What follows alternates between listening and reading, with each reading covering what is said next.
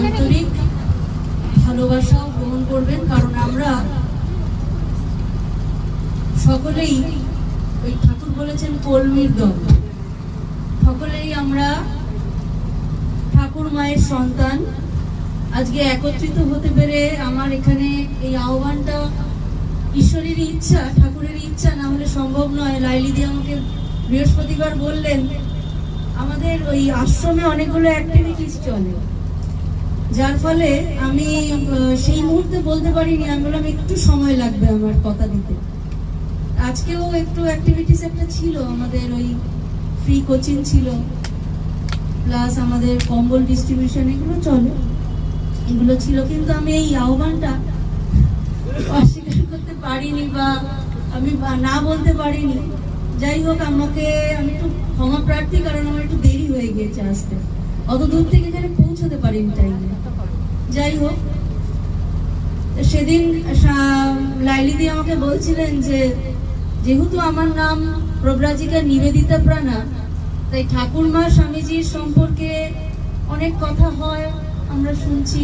খুব ভালো ভালো বক্তা আজকে ছিলেন, তাদের বক্তব্য আমরা সারা সন্ধ্যা ধরে শুনলাম এবং সমৃদ্ধ হলাম।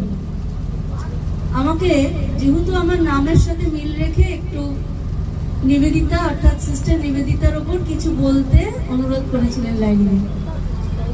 আমি বিশেষ কিছু বলার বা তৈরি করার সুযোগটা পাইনি, আমি খুব ব্যস্ততার মধ্যে চলে, তো তাই একটু সামান্য আমার ক্ষুদ্র জ্ঞানে যতটুকু সম্ভব আমি একটু আলোকপাত করার চেষ্টা করছি, সমৃদ্ধ হওয়ার চেষ্টা করছি পাঠের মধ্যে দিয়ে।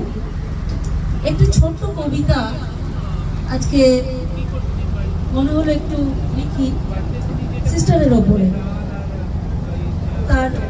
তাকে একটু শ্রদ্ধা জ্ঞাপনের জন্য আমার আজকে লিখেছি, আজকে সম্পূর্ণ করেছি। লিখেছিলাম 28শে অক্টোবর, অর্থাৎ সিস্টারের জন্মদিনের দিন। তা আজকে ভাবলাম ওটা একটু পাঠ করি, ছোট্ট কবিতা।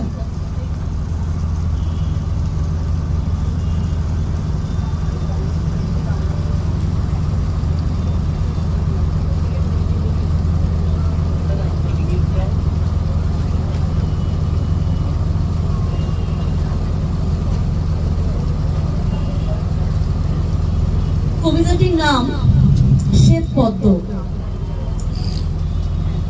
সিস্টারকে স্বামীজি শ্বেত পদ্ম বলেছিলেন। মায়ের কাছে যখন সিস্টারকে বাগবাজারে নিয়ে এসেছেন, তখন স্বামীজি